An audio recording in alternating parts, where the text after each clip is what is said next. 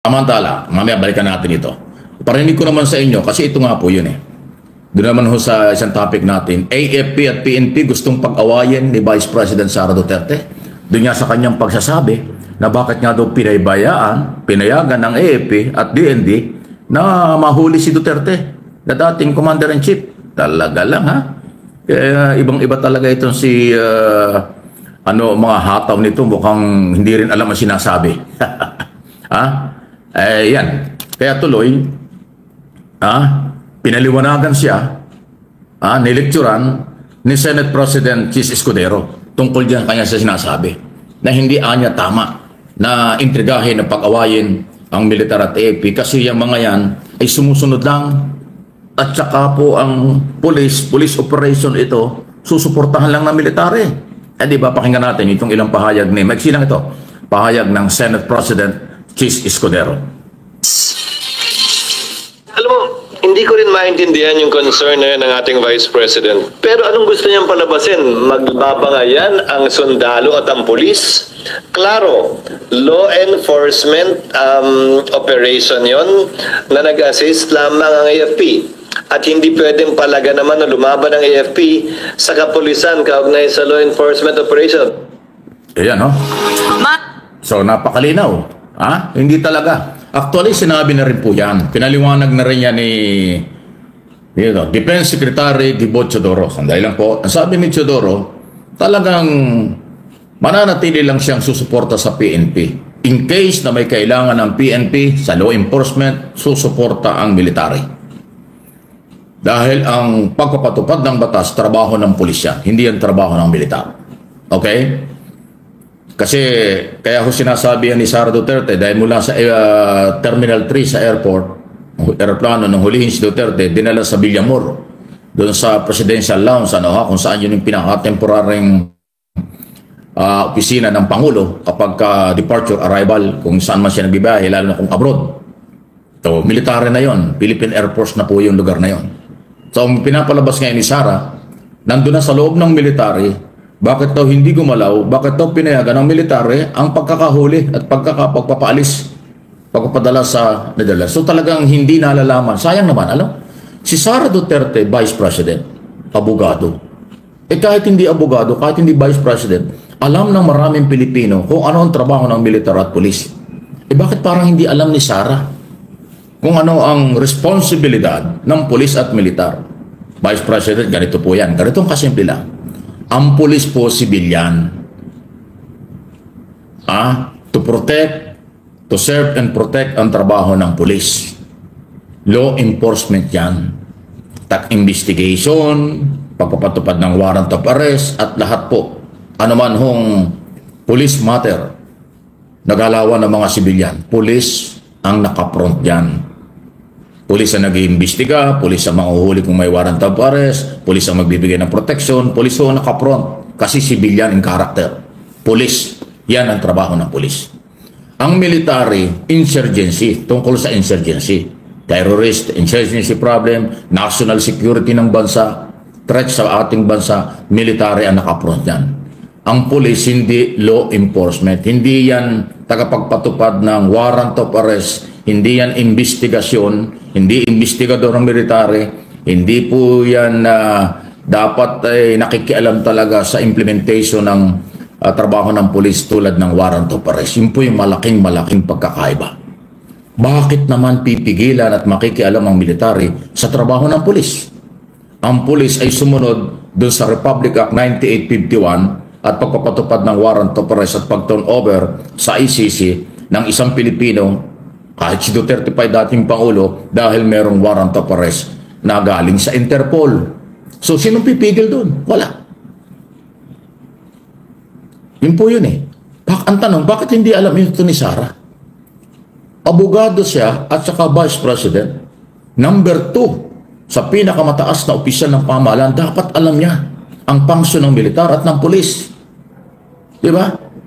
Nakakahiya kasi sa taong bayan na pag hindi mo alam kung ano ang kapangyarihan ng estado, ano ang kapangyarihan ng pulis, ano ang kapangyarihan ng AFP. Malaki ang pagkakaiba niyan. Hindi pwedeng makialam ang military sa police operation hanggat hindi nangangailangan ng support. Pag halimbawa may police operation, tapos nangailangan sila ng suporta ng militar, magre-request pa ang PNP sa AFP para suportahan sila. Yun lang ang gagawin ng police, ng military. Magsusupport lang. Hindi sila makikialam. Hindi nila pagbabawalan ng police, hindi nila haharangan ng police, hindi nila pakikialaman ng trabaho ng police. Kasi police matter ang implementation ng warrant of arrest. Grabe naman si Inday. Grabe naman si Sara. Doon pa siya nagsalita. Sa mga interview sa Europe, di ba nakakahiya yun? Nai-interview siya at nakakarating sa international community na gano'n ang kanyang kaalaman. Na hindi niya alam kung ano ang responsibilidad ng pulis at militar. Abay, paano yan? Nakakabahala pagka ganyan. Nakakabahala. Sinabi na nga ng Defense Secretary Gibo Chodoro na hindi nila trabaho yun. Hindi trabaho ng militar yan. Okay? Bakit sila makikialam? At bakit nila pagbabawalan ng pulis? Ay bakit? Kung sasabihin, bakit doon nangyari kasi sa Villamor? Anong masama doon? Ang Villamor government yan Government facilities, government property. Ang Commander-in-Chief ng Militar at Police, iisa, si Pangulong Marcos Jr. Si Pangulong Marcos pinatupad ang batas through PNP, DILG, at Department of Justice. Okay? Sa suporta sa Interpol. Ayan po yan Talaga lang grabe naman yan. Ano po inyong masasabi dyan? Para nakakaliwanagan tayo tungkol sa issue yan. At nako, ito nga po, patuloy na nagkakalat si Sara Duterte doon sa Dahig, doon sa Netherlands. Biruin mo, siya ang vice-presidente ng ating bansa, pero siya po ang nangunguna sa panawagan ng Marcos resign. Napakatagal niya nang pinapanawagan yan. Pero alam natin na ang makikinabang kapag si PBBM ay napababa sa pwesto or nag-resign ay walang iba kung hindi si Sara Duterte. Kasi nga po ay eto na lang ang naiisip niya na paraan para po makabalik sa kapangyarihan at baka sakali nga na maiuwi ang kanyang ama dito po sa Pilipinas. Doon po sa kanyang statement na bakit walang ginawa ang AFP o ang Department of National Defense sa paghuli dito kay Digong na nahimik daw. Hindi nga po yan trabaho ng AFP. At ang AFP po ay alam nila at nakita din naman nila na tama ang procedure na ginawa ni General Torre. Tama ang proseso. At wala pong nilabag na batas sa paghuli kay Digong. Naayon sa batas, naayon sa international law at unang-una na po, naayon sa batas ng Pilipinas. Diba? Kaya hindi po makikialam ang AFP. Saka, ito ang mga Duterte, alam nyo, napapansin ko, mahilig silang maningil ng utang na loob. Si Digong noon, nung unang hakbang ng mautog nila, sabi ni Digong, kinokonsensya niya ang mga army, kinokonsensya niya ang mga pulis. Alam naman daw ng mga army at pulis na gumagamit daw si PBBM ng pinagbabawal na pulburon. Pero bakit daw hindi ito kumikibo?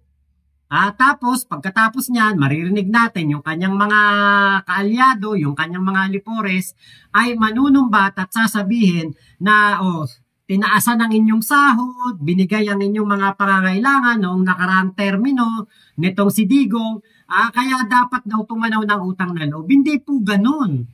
Kapag po ang ating mga officer ay tumatanaw ng utang na loob sa tao, sa isang tao, hindi po tayo pwedeng, hindi po tayo mamumuhay ng tahimik. Laging may kaguluhan. Alam niyo po kung bakit? Kasi, ang loyalty po dapat ng sundalo at ng pulis ay sa watawat lamang ng Pilipinas. Ang kanila pong loyalty ay sa batas at sa bansa, hindi po sa iisang tao. So kahit na ang presidente ay bigyan sila ng kotse, bahay at lupa, at scholarship program sa kanilang mga anak, nako, hindi po pwede na kapag nag-resign na o natapos na ang termino, bumaba na sa pwesto ang presidente, ay doon pa rin ang kanila pong loyalty. Naku, napakadelikado po niyan. Diba? Kaya nga po, to serve and protect ang motto po ng PNP. To serve and protect. To serve the people and to protect the nation and the Constitution. Hindi po to protect the one person.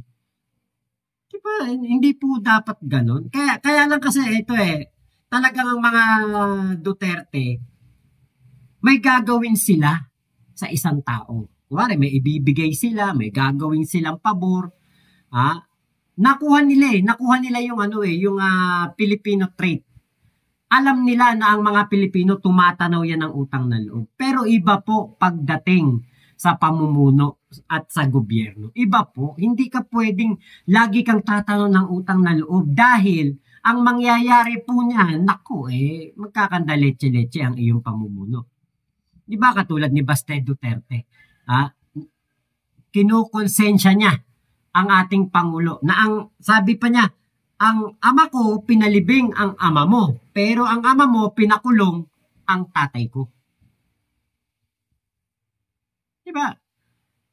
Pinakulong ang tatay. Pero yung si Ferdinand Marcos Sr. daw po ay pinalibing doon sa libingan ng mga bayani. Nagagalit si Baste. Punong-puno siya ng hinanakit. Diba? Biro mo masabi mo, ang tatay mo pinalibing ng tatay ko, pero ikaw pinakulong mo ang tatay ko. Sumunod lang naman sa batas at sa pananagutan natin sa Interpol, si PBBM. Bakit hindi nila pinapaliwanag sa ating mga kababayan yung batas na kapag may nilabag na crime for humanity o human rights violation sa international court ang ating kababayan, kahit sino pa yan, dapat nating isuko sa international court o international body na meron siyang kaso. Ba't hindi nila pinapaliwanag yan? Diba? Kaya napakadelikado po ng pagtanaw ng utang na loob dito sa mga Duterte kasi yun yung nakuha nila. Gawa natin to ng ng pabor o bigyan natin to ng ganito para pagdating ng araw, titignan tayo ng utang na loob. Kapag hindi tayo tinulungan yan, susumbatan natin yan. So, mga sumbatero pala mga Duterte. Si Sara, di ba? Sumbatero. Wala namang nagawa. Diba? Umuwi ka dito. Magtrabaho ka. At sagutin mo bakit itong si Asim ba yun? Basta, Diyos ko, si Amoy. Si Amoy saka yung pangalan ng mga pangalan na mga nabigyan na naman ng pera, hindi na naman mga nag-e-exist. Ano ba yan? Eto naman yung pangalawa, balikan natin kasi ito nakakatuwang palagay ko napapanahon na. Naalala ko sinong presidente si Duterte pa nung nakaraang siya ang presidente ng bansa. Ang dami niya sinasabi, minura niya Santo Papa, minura niya si Barack Obama, minura niya ang lahat ng mga puti. Hindi siya naniwala sa mga western country. Pati ang God, sinabi niyang stupid God. Isipin mo nakakapangilabot. Matayo tuloy mga balahibo. Ay, di ba? Yan ang mga sinabi ni Duterte on record. Di naman pwedeng i-deny yan. Pero ayaw ko na iparinig sa inyo. Nire-relay ko lang. Yan po yung mga basihan ng ating pagbibigay ng analysis at opinion sa isyong ito. Sa aking opinion, ginigising na, kinukonsensya na si Duterte, palagay ko, dito sa kanyang mga pinagsasabi at ginawa. Mura nang siya ay mayor hanggang siya naging Pangulo. Kasi ngayon, sabi ni Inday Sara Duterte, hindi daw kanya ama, Duterte living paid to God. Ayan na ho. Parang naniniwala na siya. Ipinasa sa Diyos na raw. Si Lord na raw ang bahala sa kanya kung ano ang kanyang kalagayan ngayon. Dahil nga ho talagang nakakulong siya. Although napakaganda ng kulungan na parang hotel. Pero hindi na ho siya makalabas ng ganun-ganun katulad ng dati. Hindi na siya makapag-press conference, hindi na siya makapag-rally, hindi na siya makapagmura, hindi na siya makapanlait, hindi na siya makapambasto sa ating Pangulo. Lahat ng mga ginagawa ng siya malaya pa, hindi niya magagawa. dahil nakakulong na siya. At saka hindi nga siya nai-interview ng media, limitado. Alam niyo, pagpasok doon sa kulungan ni Duterte ay schedule. Ini-schedule. Hindi basta-basta makakapasok. Kasi iba ang sistema sa ICC kaysa sa lower court o local court dito sa Pilipinas at mga jail dito sa atin.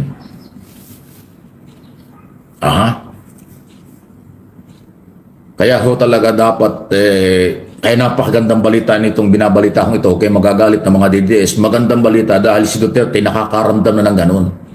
Naniniwala na siya kay Lord. Pinasa sa Diyos na lang niya ang kanyang kapalaran, ang kanyang problema. Maganda yon. Kung totoong sinabi ni Duterte, kasi inire-relay natin dahil sa inasabi ni Sara. Hindi daw sabi ng kanyang ama, so siya lang naman nakakausap. So magandang balita yan. Kapag kasi ako naniwala, pag ikaw ay naniwala sa amang makapangyarihan sa lahat, ay ibig sabihin niyan ikaw ay pwedeng igagabay ka na. Pagsisisihan mo na yung mga ginawa. At kung ano man ang mga hindi karapat-dapat na mga pinagsasabi ng dating Pangulo nung siya nasa poder ng kapangyarihan. At yan naman ho ay pinagpapatunay lang na sabi ko nga, marami ng mga nakulong na mga mayayaman, ma-influensyang tao, talagang wala kang gagawin sa kulungan kung hindi magbasa ng Bible at saka ho, Diyos mo na talaga, kung Katolik ka, maniniwala ka talaga kay Lord. Kasi wala ka ng ibang choice. At maaaring kinukonsensya ka na nga, baka hindi ka na makatulog, baka hindi ka na balisa kung ano man ang naramdaman mo, hindi natin may describe, pagkaho ganyan. Kasi pag nakakulong ka, lahat ng pinagdaanan mo, iisipin mo. Lahat ng ginawa, lahat ng sinabi, kung ano man, iisipin mo yan. Doon mo rin maiisip na maaaring lumabag ka sa batas, maaaring umabusok ka sa kapangyarihan, umabusok ka sa karapatang pantao ng iba, maaaring hindi maayos ang iyong mga ginawa at sinabi nung ikaw ay malaya pa. Kaya ho, tuloy-tuloy na po yung maaaring pagsisisi hanggang sa humantong na nga si Lord na ang bahala. Nandun na sa ganun level. Nandun na sa ganun level ang kalagayan ni Duterte. Kung totoo ang sinasabi ni Vice President Sara Duterte kapag kasi ay nakakapasok doon sa kung saan nakandun si Duterte at nakakausap yung mag-ama. Talaga. Ayan. Okay. Baka nga po nakokonsensya na. Baka natatauhan na siya sa kanyang ginawa. Baka naiisip niya na ang kanyang mga pagkakamali noong po siya ay presidente. Diba? Na baka na-realize niya na yung dating kayabangan niya, wala pong naidulot na maganda. Yun po kasi pinaka masaklap na ginawa ni Digong. Na ultimo pati ating Panginoon ay kanya pong dinamay sa kanyang pagiging arugante, pagiging mapagmataas, at sa kayabangan nga po niya. Diba? Hindi mo dapat pagsasalitaan ang Panginoon dahil iyan ang lumikha. Ako po hindi ako perpektong tao. Hindi po ako anghel, hindi po ako santo. May kawalang hiyaan din po ako at ako po'y nagkakasala. Pero never ko na sinisi ang Diyos, pinagmalakihan ang Diyos, pinatwa ang Diyos, minaliit ang Diyos. Never ko po yan gagawin sa tanang buhay ko. Bilang isang Katoliko, na ako po'y lumaki na nagsakristan ako, nag-choir ako. Ang lola ko, every Sunday, kahit na matanda na, nagsisimba kami. Dati akong kasama ng lola ko sa pagsisimba. Kaya po ako, ang aking pagmamahal sa Diyos, ang aking pasasalamat sa Diyos sa blessing na binibigay niya sa akin, ay abot-abot sa langit. Talagang lagi ako nagpapasalamat. Every time. Kahit anong ginagawa ko, basta maalala ko na may blessing na matatanggap, may blessing akong makukuha, meron akong blessing na paparating, lagi akong nagsa-sign of the cross. Nagpapasalamat. Kasi yun eh. Yun yung pagmamahal mo sa Panginoon. Diba? Pero si Digong, para lamang makapagpasikat, makapagpasiklab sa mga taong nasa harapan niya. Pati Diyos, pagtatawanan. Pati Diyos, kukwestiyonin. Diba? Tapos, maririnig natin yung kanyang mga manonood nagpapalakpakan. Diba? Alam nyo, may kasalanan na rin sa Diyos yung mga taong yun. Mga nagsisigawan, mga nagtatawanan. Diba? Gawain po ng demonyo yung kayo ay dedemonyohin. So si Digong parang ano siya doon, parang siya isang demonyo na nagsasalita at dinedemonyo niya yung mga manonood niya para magkasala, para magtawa din sa ating Panginoon. Which is yun yung pinakamaling ginawa ni Digong. Kaya ngayon, di ba, kung totoo yun, na nasasabi ni Sara na ang kanyang ama ay parang isinusuko na sa Panginoon ang lahat. Aba, after all what you've done and said to our God, diba, isusuko mo bigla sa kanya ang lahat. Pero diba, ang ating Diyos ay mapagpatawad. Ang ating Diyos po, kahit anong pagkakamali natin, tatanggapin po tayo niyan. Talagang papatawarin po tayo. Diba, pero everything dito sa lupa ay may kabayaran. Bago tayo hukuman ng langit, yung mga kasalanan natin dito sa mundo, pagbabayaran muna natin yan. At yun na siguro yung nare-realize ni Digong na maling-mali ang ginawa niya. Yun po yung pinakamasakit eh. Yung dati, kamay na bakal ka, isang kumpas lang ng kamay mo, nagagawa mo na ang lahat, napapabagsak mo ang lahat, nababago mo ang lahat. Tapos ngayon, you feel helpless. Walang kalaban-laban. Yung akala mo na mga tao, nasusundin ka pa din dahil noon ikaw ang leader. Maiiba na pala ngayon. Diba? Kaya, ito po ay isang malaking aral. Hindi lang po kay Digong, kung hindi sa ating lahat. Huwag tayo masyado mayabang. Huwag tayong magmalaki. Dahil lahat ng ito'y hiram lang natin. Diba? Lahat ng kapangyarihan, lahat ng kung ano man ang meron tayo, ito po'y bigay lamang sa atin ng Panginoon.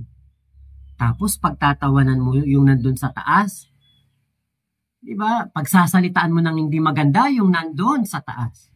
So ngayon, eto na. Eto na yun. Ito na yung kapalit ng mga ginawa ni Digong. Kaya po sinusurot na ang kanyang damdamin ng konsensya. Diba? Kung totoo yan, na si Digong ay parang nagiging relihiyoso na. Diba? Kasi nakikita naman natin siya nung nagpunta siya ba sa Cebu. Nakita natin siya, nakaluhod siya, nagdadasal sa isang simbahan. Diba? Ha? Kanino ka nagdadasal? Diba, kino-question mo nga yung nasa taas. Sino dinadasalan mo? Pero ngayon, na nag-iisa siya, baka yung dasal niya noon, yung mga paluhod-luhod niya noon, baka yun, for publicity, for entertainment purposes only. Pero ngayon siguro, kapag mag-isa siya, diba? Kasi may Bible daw po dun sa, sa pulungan ng ICC, may mga libro. Baka dun niya naiisip kapag mag-isa na lang siya, no? Baka dun niya nare-realize na naging masama siya. Naging walang hiya siya. Dahil din sa mga nakapaligid sa kanya ng mga masasamang tao. Baka nare-realize niya na ngayon na maling-mali ang mga desisyon niya sa buhay. Na yung kanyang ginawang paglaban sa illegal na droga ay hindi tunay. Bagkus ito ay pagbabalat kayo. Ang nangyari, ang kanyang kinalaban ay yung mga mahihirap nating kababayan. Dahil kung tunay yun talaga na laban sa illegal na droga, dapat marami po na mga big fish ang nahuli. Pero bakit yung mga kababayan lang natin na mahihirap ang siyang nahuli noon at naparusahan? Diba? Kaya alam nyo, nasa huli talaga pagsisisi. Kapag talaga tinapik ka na ng Panginoon sa iyong pagiging masamang tao o pagiging masama na nilalang, marirealize mo maling-mali ka pala. Diba? So, wala Yun na yun Yun na yun. Yung katapusan ng mga kasamaan ni Digong at kailangan niya ng pagbayaran yun. Diba? Sana ma-realize to ng mga DDS, ng mga sumusuporta sa kanya na mayroon talagang nagawang mali si Digong para mas maging maluwag sa dibdib nila na yung sinisigaw nila na bring him home, bring him back, mga ganyan, na send him back. Hindi po mangyayari. Hindi po masusunod yan ngayon. Kasi may pagbabayaran si Digong na kasalanan doon. So, yun lamang po. Maraming salamat sa pagsama nyo sa aking vlog na ito. Amen. Ayan. Salamat talaga sa lahat ng blessing na natatanggap natin mula sa ating Panginoon. Lagi po tayo magpasalamat. God is good all the time. Sabi nga ni Sir Mike Abe. Alam niyo, yan ang gustong-gusto ko kay Sir Mike Abe. Hindi katulad ng ibang vlogger, magsasalita ng kung ano-ano sa mga binablog niya, sa mga topic niya, magmumura, magwawala, magmamaoy. Tapos, pag malapit na nga magpaalam, magbabanggit ng mga Bible verse. Kaya alam mo, hindi ako naniniwala sa mga banat niya. Bakit? Pero mo, pagkatapos mo magsalita ng kung ano-ano, mga masasamang salita, tapos saka ka magsasalita ng Bible verse, saka ka magdadasal-dasal, hindi bagay. Hindi ko sinasabi si Banat Bay yun, wala ako sinabi na si Banat Bay yun. Hindi ko po tinutukoy si Banat Bay dyan. Baka kasi comment nyo dyan si Banat Bay yun kaya alam nyo, kaya ako nagustuhan si Sir Mike Abe, laging merong God is good all the time. God is good all the time po. Huwag natin questionin yan. So, yun lamang po. Maraming salamat. Ingat po kayo. Mama Chup Chup. Love you. God bless us all, Pilipinas. God first. Salamat po.